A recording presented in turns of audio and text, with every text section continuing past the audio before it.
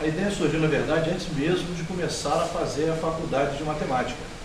Em 2001, os amigos falando de dificuldades de matemática, de aprendizagem, e surgiu a ideia, porque estava começando ali o movimento de mensagem instantânea, hoje o MSN e demais tecnologias, e eu aproveitei na época o MSN para poder ficar tirando dúvida.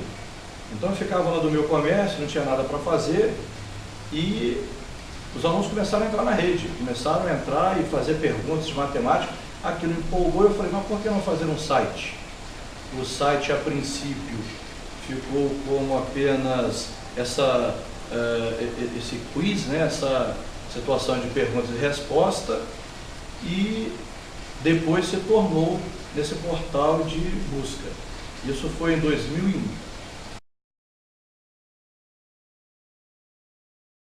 Bom, o objetivo inicial, como foi dito, era exatamente criar um mecanismo onde as pessoas podiam fazer as perguntas. Hoje já tem o popular Yahoo Resposta e mais tantos outros sites em que os alunos fazem as perguntas e sempre tem alguém para fazer a resposta. Mas na época do surgimento da ideia, isso era mais limitado. Então o objetivo inicial era exatamente sanar as dúvidas daqueles que queriam aprender matemática.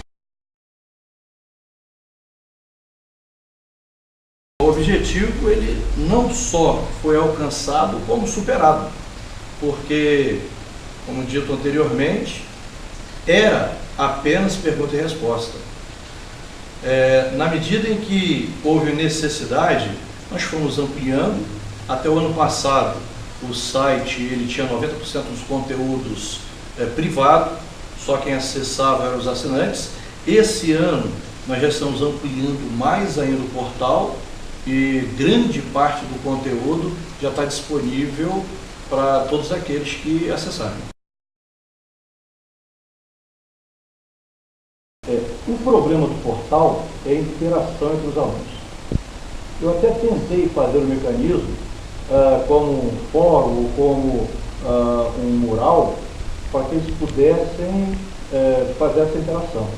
Mas não há como competir hoje com sites de rede social, principalmente agora com essa invenção de grupos restritos.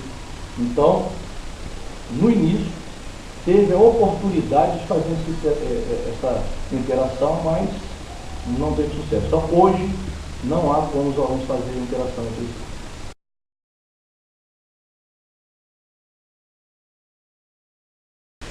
Bom, é evidente que o processo de ensino e aprendizagem precisa ter e acompanhar esse avanço tecnológico, evidente. Até porque hoje os alunos eles sabem muito mais de tecnologia do que o próprio professor. Mas o problema da tecnologia na educação é quando não se tem a tecnologia, mas apenas o recurso. Por exemplo, não adianta colocar o quadro digital na escola se o quadro digital vai funcionar como apenas um monitor de TV ou como um data show. Não adianta nós colocarmos computadores se os alunos eles não vão poder criar, eles não vão poder investigar. Então, é evidente que o avanço tecnológico ele tem que estar na educação, mas com tecnologia e não como simples recurso tecnológico.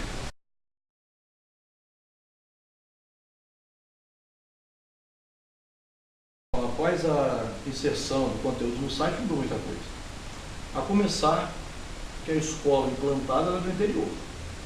Qual o problema que nós tínhamos no interior? Chovia, aluno não ia.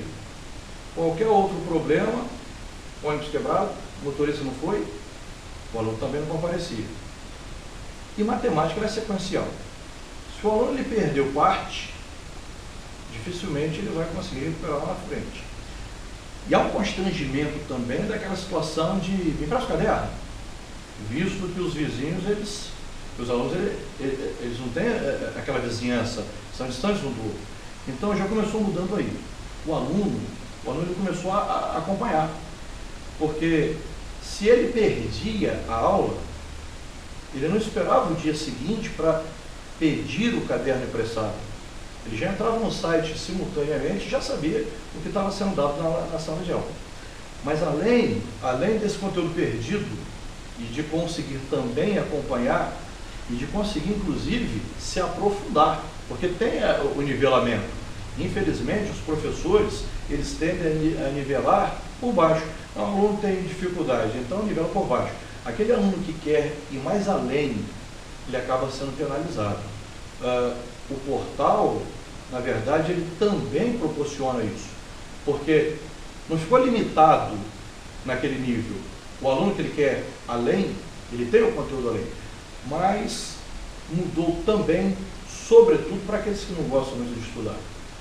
E os pais sempre reclamavam em plantões pedagógicos, dizendo o seguinte: não, porque o meu filho, ele fala que não tem dever e quando descubro tem dever.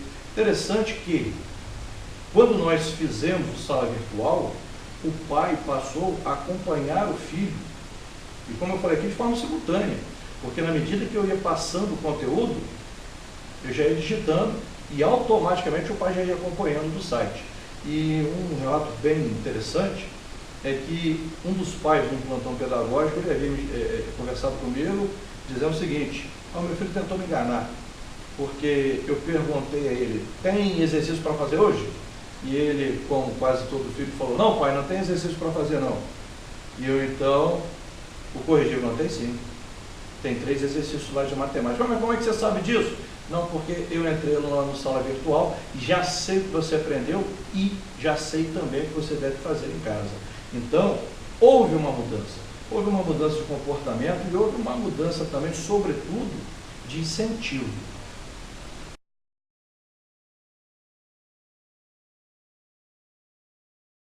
Isso foi bem difícil, porque foi uma luta para fazer com que os alunos entendessem que o site era uma ferramenta contínua. Então a gente observava ali que no início do trimestre ninguém acessava. E quando chegava bem próximo da prova, aí ia aqui. Hoje não, hoje é interessante que eles estão percebendo, eles veem que o site não é uma ferramenta apenas para revisão, para a prova, mas é de acompanhamento mesmo e, como eu havia falado lá, são os extras que o aluno pode ir mais além. Agora, não vejo o site como o agente motivador para que ele estude, não, porque infelizmente, como eu estava conversando aqui com a Marvel e com o Rodrigo, não há essa cultura no Brasil, sobretudo no nosso município, de estudar extra classe. Não tem. Então, não é o site que vai fazer o aluno querer estudar mais. Eu penso que isso deve ser papel do professor. Em conversas, não sei, o professor, ele sim deve ser o motivador para que o aluno, ao chegar em casa, ele tenha o desejo de acessar o site para então ter aquilo que ele deseja.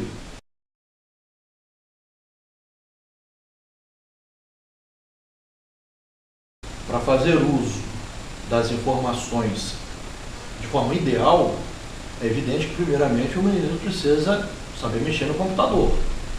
Mas não é o que o Douglas falou, porque o aluno ele sabe mexer entrando no Facebook, sim, mas ele precisa ter o conhecimento além do Facebook. Ele precisa entender o que é, por exemplo, uma extensão.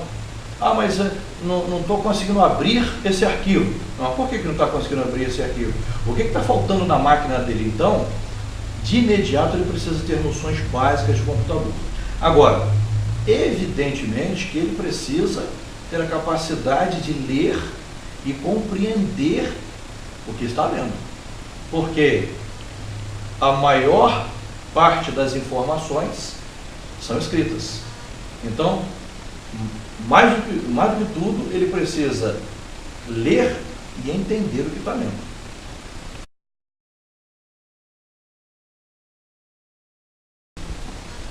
Sim, com certeza.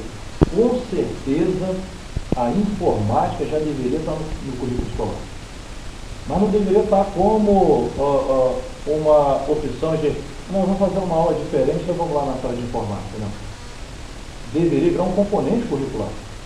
O aluno ele deveria, assim como tem aula de matemática, de língua portuguesa, de geografia, ele precisaria ter aula de informática. Até porque chega a ser contraditório.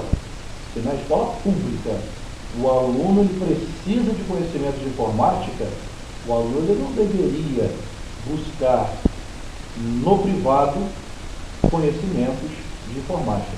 Então, com certeza, a informática ela tem que entrar no currículo escolar.